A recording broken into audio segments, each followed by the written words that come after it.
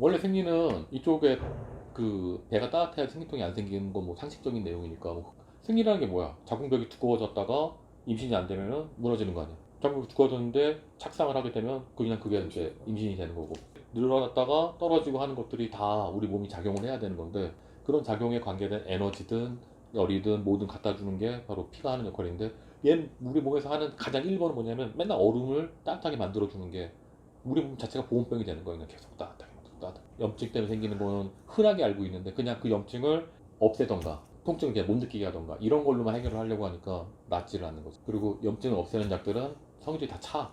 뭐 아스피린이든 아스타미노펜이든 그러니까 우리가 흔히 말하는 타이레놀이든 뭐 이런 것들이 다 성질이 차. 그러니까 그런 약을 먹으면 얼음 먹는 거랑 똑같아서 고박사의 아프지 말고가 무겁다는 얘기가 있어서 햇님이라고 가명을 지었는데 이분은 진짜 우리 직원이시고 일반인의 관점에서 말씀해 주실 거고요. 그 다음에 솔림이라고 하는 가명으로 가지고 있는 이분은 제 진짜 후배이기도 하고 같이 얘기하는 그런 내용들을 통해서 여러분들에게 유익한 내용들 혹 그런 것들을 좀 이렇게 편하게 말씀드리려고 합니다. 시험 봤다면서 선배님 저 시험 망쳤어요. 이상하지가 않네. 아니 왜 망쳤는지 물어봤는데 아, 왜 망쳤어? 여자들 한 달에 한 번 그거 하는 거 있잖아요. 아, 진짜 생기야? 네. 너 저녁 때 맨날 야식 먹는다면서.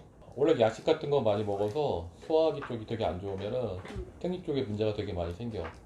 두 가지 케이스가 있었는데 하혈이 멈추지 않는 케이스가 두 케이스가 있었어. 한 명은 거의 7년 초등학교 때부터 고3 때까지 하혈인지 아니면 진짜 월경인지를 어떻게 알아요? 계속 나오면 하혈인데 서울대학병원에서 월경이라고 했다는 거야. 월경이 끝이지 않는다고. 또 한 친구는 유사한데 걔는 3년 됐어. 그러니까 두 사람 다 원인이 똑같았어. 음식을 굉장히 찬 음식을 즐겨 먹고 7년 된 친구 같은 경우는 얼음을 스트레스 받을 때마다 얼음을 씹어먹는 게 그 친구의 스트레스 해소법이야. 그 얼음을 계속 먹다 보니까 찬 걸 먹었어. 그럼 우리 몸 입장에서 생각을 해보자고. 그럼 우리 몸이 몇 도지? 기본적으로 그 온도를 유지하려고 노력을 한다는 거지.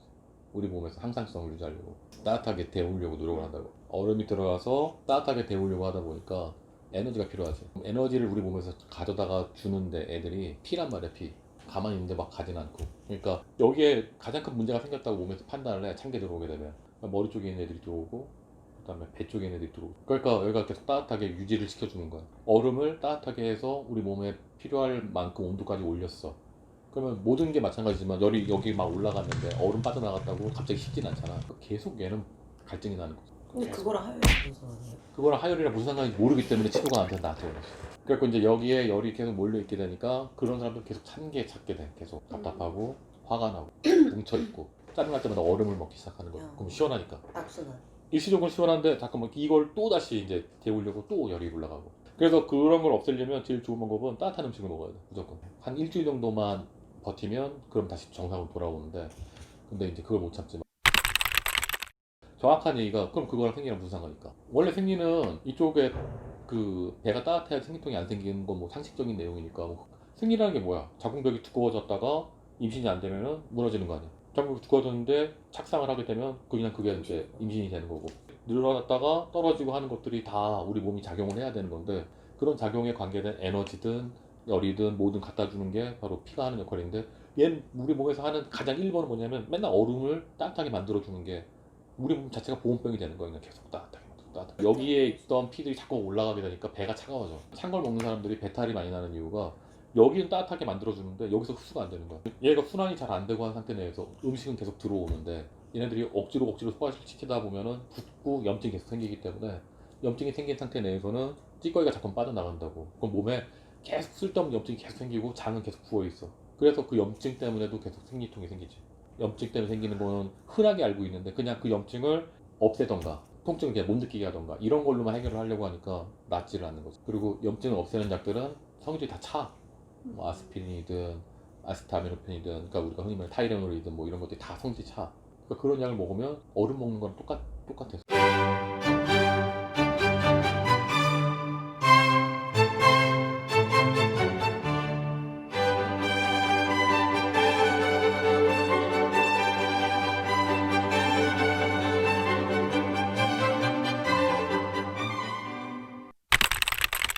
보통 여자들이 다 그렇게 생각하는데 참는 것보다 생리통이 있을 때 그냥 먹는 게 낫다.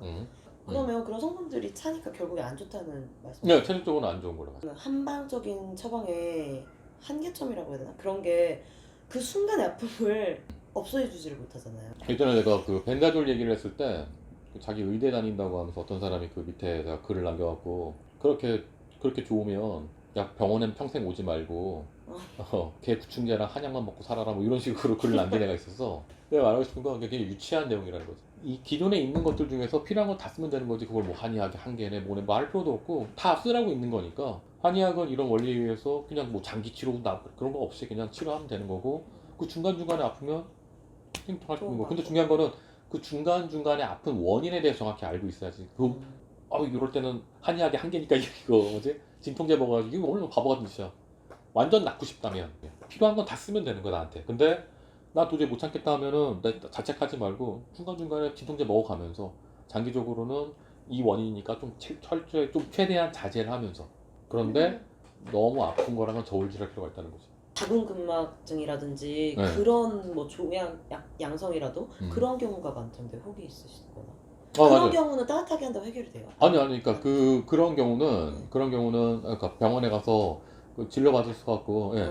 왜냐면 자궁 내막에 있는 세포가 나와가지고 주기적으로 어떤 통증을 느끼게 한다든지 이런 것들은 병원에서 치료가 가능하다면 뭐 수술적인 요법이든 뭐든 가능하다면 그렇게 치료하는 게 나아요. 아까 말한 것처럼 아이고 뭐 이게 무조건 이 방법 무조건 좋아요 이게 아니라 그걸 손을 못 대는 경우도 많아. 뭔지 몰라 어디에 박혀 있는지 몰라서 한 달에 한 번 문제가 있는 걸로 봐서는 자궁 내막증인 걸로 보이는데 어느 부위에 있는지 모른다. 그러니까 민감한 부위라서 수술하기 그렇다든지 뭐 여러 가지가 문제가 있을 수 있는데 그러면 건강한 사람들은 그럼 거기는 세포가 늘상 안 떨어지고 그냥 그렇게 딱 달라붙어 있어서 괜찮은 건가?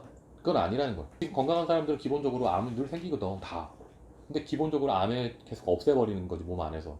마찬가지로 이물질인 세포 같은 것들이 갔을 때 그게 자기 몸이라고 하더라도 이게 문제가 있다고 판단이 되면 없애는 그런 것들이 우리 몸에 되게 잘 되어 있는데 그게 안 되는 거지. 무식하게 막 따뜻하게만 하면 무조건 좋아요 이런 얘기를 하는 게 아니라 순환이 잘 된다는 거는 그런 부분이야. 가갖고 얘네들이 문제가 있다라는 걸 판단하고.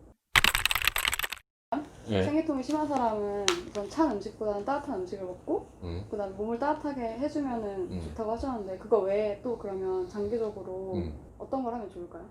혈통이 심한 사람은 네. 그러니까 음식 관리는 필수고 어떤? 염증을 없애기 위한 약들을 조금 먹어주는 게 좋은데 양약 같은 경우는 그러니까 솔직히 아까 말한 것처럼 양약을 그걸 한 게 아니라 염증 수치나 이런 것들이나 혹은 진짜 뭐 부어 있는 거나 이런 것들 낮추는 거랑 소화가 부어 있을 때 그거는 별로 효과가 없더라고. 두통이 거의 20년 가까이 본인 말에 따르면 자기가 기억이 있는 그 순간부터 두통이 있었다고 하는 친구가 있었는데 그런 경우에 그냥 달고 사는 게 그 타이레놀이거든. 하루에 뭐 10알씩 먹고 막 그런다고 하더라고. 거의 뭐 거의 하루도 안 빠지고 먹는다고 하는데 근데 염증이나 이런 것들이 좋아지진 않았어. 그러니까 진통제 역할로 먹는 거지. 그게 이제 항염 진통제잖아. 근데 이제 항염이 없었다는 거지. 근본적으로 습관이나 이런 것들 바꾸지 않으면 해결이 안 되는데 염증약을 먹으라고 하는 게 이제 한의학적으로 그러니까 아까 말했죠. 한의학의 감기약들 한의학에서 내가 이제 늘 말하는 건 약국에서 파는 거 패독산이랑 갈근탕 얘기를 많이 하는데 갈근탕보다는 패독산 쪽이 이제 염증도 해결하면서 좀 땀을 내보내는 그런 약들인데 그런 것들 좀 먹으면서 음식 관리하면서 소화기 쪽을 계속 진정시키는 평이산 얘기를 되게 많이 하는데 평이산 우리 회사에서 평이산을 응용한 차가 나옵니다 여러분. 근데 그런 것들 상복하는 게 되게 도움 많이 되죠. 사물탕이 여자들 생리불순이랑 생리통에 좋다고 들어가지고 지금 먹고 있는데 진짜 좋은 거 맞죠? 그 임신이 잘 안 되는 친구한테 사물탕을 줬는데 한 번에 임신이 됐어요. 그분이 이제 다른 데서도 약을 많이 드셨던 분인데 기본적으로 혈액순환이 잘 되고 우리가 사물탕을 많이 접하진 않는데 그 애터미에 굉장히 유명한 그 있어요 건강식품 그게 사물탕을 기반으로 해서 만들었어요. 엄청 잘 팔려요. 세포 재생이나 어떤 재생에 도움을 많이 줘요. 사물탕이라고 하는 게 대단한 처방에 4개가 들어가는 그러니까 사물 사물이에요? 사라고 하는 게 진짜 4개가 들어가는 건데 그 숙지황이라고 하는 약이 들어가고 당귀, 청궁, 그다음에 백작약이라고 하는 그런 4가지가 들어가는데 또 거기서는 뭐 생강 넣기도 하고 대추 넣기도 하고 뭐 이런 사람들도 있는데 여하튼 기본적으로 그 4개가 들어가는데 그 4개 중에서 숙지향을 뺀 그 3가지 약으로 만든 게 바로 그 애터미에서 나오는 그 유명 상품이죠. 근데 실제로 이제 우리 형이 치과 의사인데 임플란트를 박으려고 이제 이렇게 한 다음에 이제 며칠 뒤에 오세요라고 했는데 그 사이에 이제 싹 다 막혀져 있고 막 그러더라는 거야. 뭘 드세요라고 했더니 애터미 제품을 먹고 있다라고 한다는 거야. 진짜 재생. 재생력이 진짜 빨라지는 것 같아요.